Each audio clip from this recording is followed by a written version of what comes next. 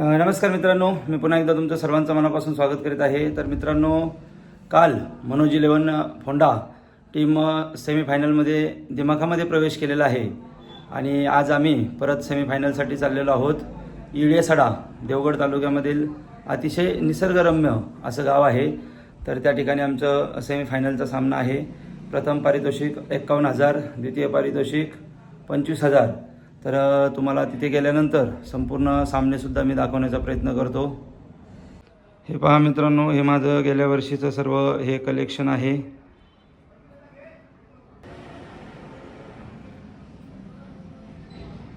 पहा मित्रांनो, आता आम्ही बाईकवरनं खेळायला निघालेलो आहोत. पहा, हे माझी रूममधून आता आम्ही बाहेर पडलेलो आहोत. खेळण्यासाठी आम्ही निघालेलो आहोत. पुढेसुद्धा तुम्हाला संपूर्ण ब्लॉग दाखवतो.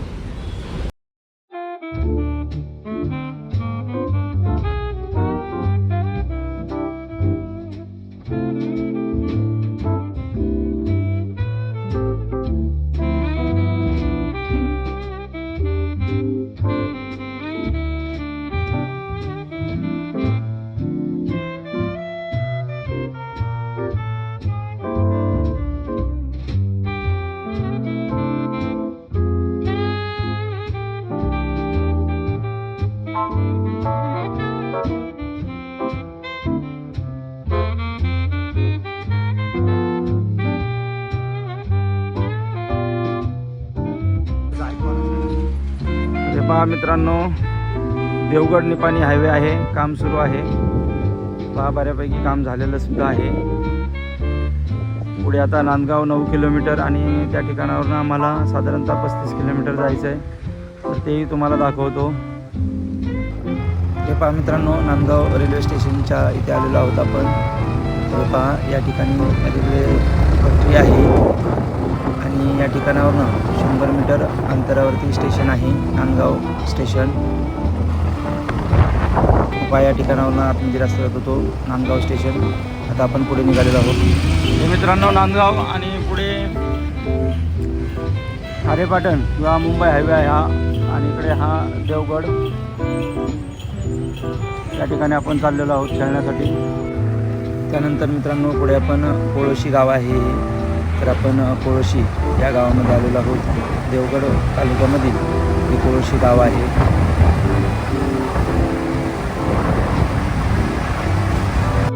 तर त्यानंतर मित्रांनो, आपण हडपीड या ठिकाणी आलेलो आहोत. स्वामींचा मठ आहे, अतिशय प्रसिद्ध असा हा मठ आहे.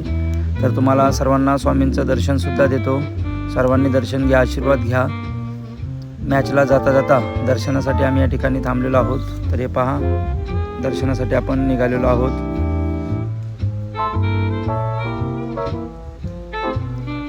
हे पहा, समोरच मठ आहे आणि आजूबाजूला गार्डनसुद्धा खूप छान आहे. हे पहा, श्री स्वामी समर्थ मठ हडपीड. तत्पूर्वी ज्या मूर्त्या आहेत बाहेर त्यांचंसुद्धा सर्वांना दर्शन देतो. हे पहा, संपूर्ण मठ आहे. पहा, या ठिकाणी दत्त जयंती होती, त्यामुळे जेवण वगैरे होतं. या ठिकाणी कार्यक्रमसुद्धा होता. हे ऑफिस आहे आणि समोर काही कार्यक्रम असतील तर त्यावेळेस महाप्रसादाचं आयोजन असतं. हे पहा, गणपती बाप्पा मोरया. दर्शन घ्या सर्वांनी. हे पहा, स्वामींचं सुद्धा सर्वांनी दर्शन घ्या. तुम्हाला परत अगदी जवळून सुद्धा दर्शन देतो. श्री स्वामी समर्थ महाराज की जय. सर्वांनी दर्शन घ्या, आशीर्वाद घ्या.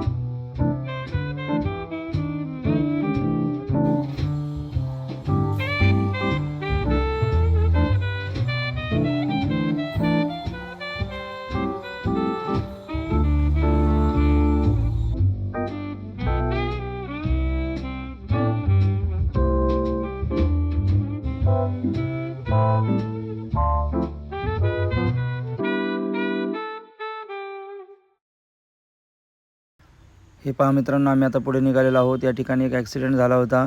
त्यामध्ये एक मुलगा ऑफ झालेला आहे आणि एका मुलावरती बांबोळी या ठिकाणी ट्रीटमेंट चालू आहे. त्यामुळे मित्रांनो, आपण प्रवास व्यवस्थित करा. त्यानंतर मित्रांनो, हे पहा, शिरगाव बाजारपेठ. आपण अगदी बाजारपेठेमधून चाललेलो आहोत पुढे.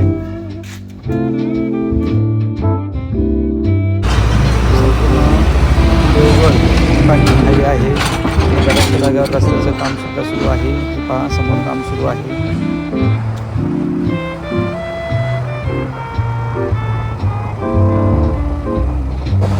त्यानंतर मित्रांनो तळे बाजारपेठ संपूर्ण बाजारपेठ आहे.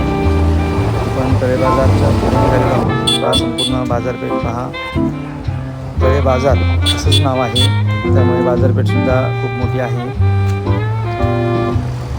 पहा संपूर्ण बाजारपेठ आता संपलेली आहे. पुढे निघालेलो आहोत आपण.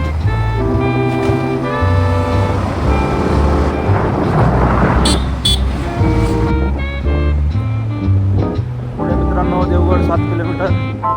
या ठिकाणावर आम्ही इळेसडा या ठिकाणी जाण्यासाठी निघालेलो आहोत. पहा मित्रांनो रस्ता अगदी नागमोडी रस्ता आहे आणि रस्त्याच्या बाजूला सर्व आंब्याचे झाडं आहेत आणि अगदी आंब्याला मोहर वगैरे आलेला आहे. देवगड हापूस जो आज संपूर्ण जगभर प्रसिद्ध आहे, तो संपूर्ण देवगड हापूससुद्धा तुम्हाला रस्त्याने आहे तो दाखवतो.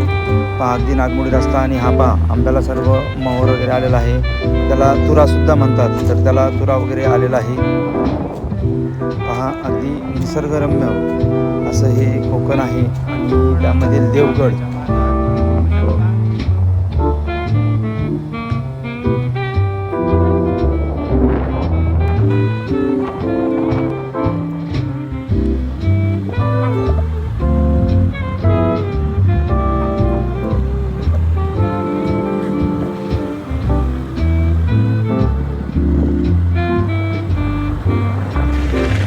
पहा आजूबाजूला खाडीसुद्धा आहे, पाणीसुद्धा भरपूर आहे.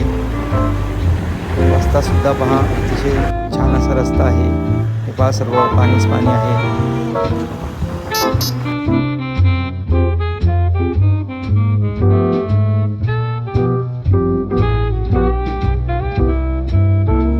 त्यानंतर हे पहा अगदी रस्त्याच्या बाजूलाच मंदिर आहे, सर्वांनी दर्शन घ्या.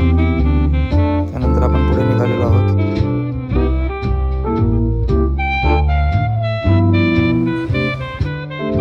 पहा मित्रांनो आता आम्ही मैदानामध्ये बसलेलो आहोत. सेमीफायनलचा सामना झालेला आहे, आम्ही जिंकलेलो आहोत. तो लाईव्ह यूट्यूबला मॅच होतीच. त्यानंतर आमची सर्व टीम आराम करते. पहा अंडर 14चा सामना सुरू आहे. दिनेश गावकर वर्सेस अण्णा चव्हाण असा हा सामना आहे. तोही तुम्हाला थोडक्यात दाखवतो.